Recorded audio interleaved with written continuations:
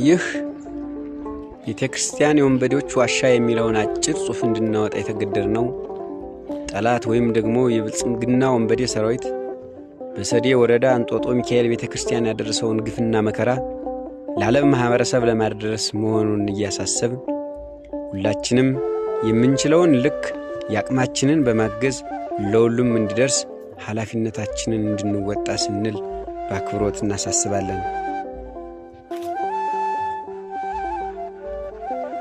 ቤተክርስቲያን የወንበዴዎች ዋሻ ይህ የብልጽግና ሰራዊት ነው። ቤተክርስቲያንን ምሽግ አድርጎ እየተኮሰ ነው።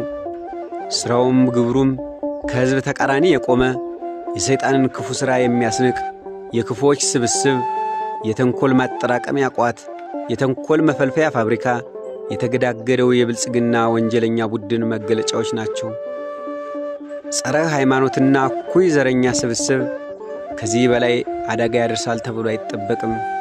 ቤተክርስቲያንን እንዳሁኑ በየትኛውም ዘመን በማንኛውም አስተዳዳሪነት ወቅት ተፈጽሞና ተደርጎ አያውቅም። የቴዎድሮስ ዕዝ 201ኛ ኮር 54ኛ ክፍለ ጦር ከተቆጣጠራቸው ነጣ ቀጠናዎች መካከል የምስራቅ ጎጃሟ ታዳጊ ወረዳ ሰዴ ከተማ ትገኝበታለች።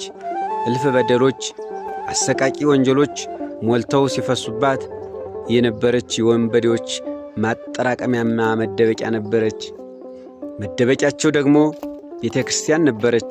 ከመደበቂያ ዋሻ ያደረጓትም በኢትዮጵያ ኦርቶዶክስ ቤተክርስቲያን የሰዴ እንጦጦ ሚካኤል ቤተክርስቲያን ዋነኛ መደበቂያ ዋሻ ሆናለች። በዚች ቤተክርስቲያን ከሕንፃው ስር ጀምሮ በርካታ ምሽጎች ተቆፍረዋል። ከቤተክርስቲያኗ አጥር ግቢ ውስጥ ከባድ መሳሪያ ተጠምዶባታል። እንደ ጠላት አፈሙዝ ተነጣጥሮባታል። ክብሯ ዝቅ ብሏል። ንጽሕናዋ በአብይ የሰይጣን አምሳያዎች ጎድፏል። ካህናት ተገፍትረዋል። አገልግሎታቸው እንዲቋረጥ አፈሙዝ ተደቅኖባቸዋል።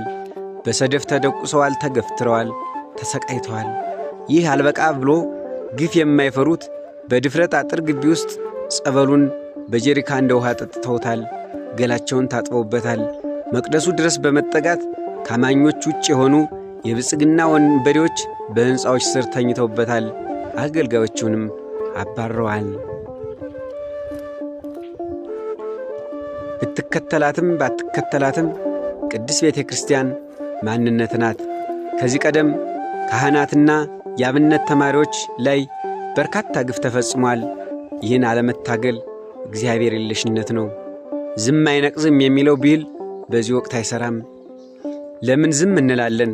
መቼ ነው ቤተ ክርስቲያን አጥር ግቢ መደፈር፣ የካህናት መንገላታት፣ የአገልግሎት መቋረጥ፣ የጸበሉ መርከስ የሚያሳስበን? በቃ እንበል። ከዚህ በላይ ምን ክብር አለን? ከዚህ በላይ ምን ልንሆን ነው? ይህ የፋኖ ግዴታ ብቻ አይደለም። የሃይማኖት አባቶች፣ ዲያቆናት፣ የሰንበት ተማሪዎች፣ የሁሉም እምነት ተከታዮች፣ በተለይ ደግሞ የኦርቶዶክስ ተከታዮች መነሻችንም መዳረሻችንም የሆነችውን ቤተ ክርስቲያን ልንታደግ ይገባል።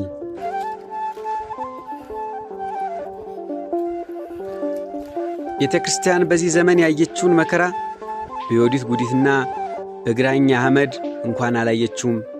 ዝንተ ዓለም አይታም አታውቀው ታሪክ ብልጽግናና አጃግሬዎቹ ግን ጥቁር አለበሷት። ከጉልላቷ ጀምሮ እስከ መሳለሚያዋ ድረስ በጥቁር ተጠቀለለች። ሕግ በሌለበት በሕግ አምላክ አንልም።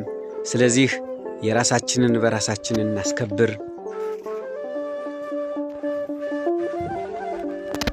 ጥቁር አማራዎች እንኳን ቁመው ሲሞቱ የሚያርፉባትን ቤተ ክርስቲያን የሰዴ ወረዳ ወዳደር ሚኒሻ፣ ፖሊስ፣ የአብይ የውሸት ንግግር ያወራቸው ካድሬዎች፣ በስም የኦርቶዶክስ ተከታይ ነን ባዮች ደግሞ ትልቁን አስተዋጽኦ ማድረጋቸው ያሳዝናል።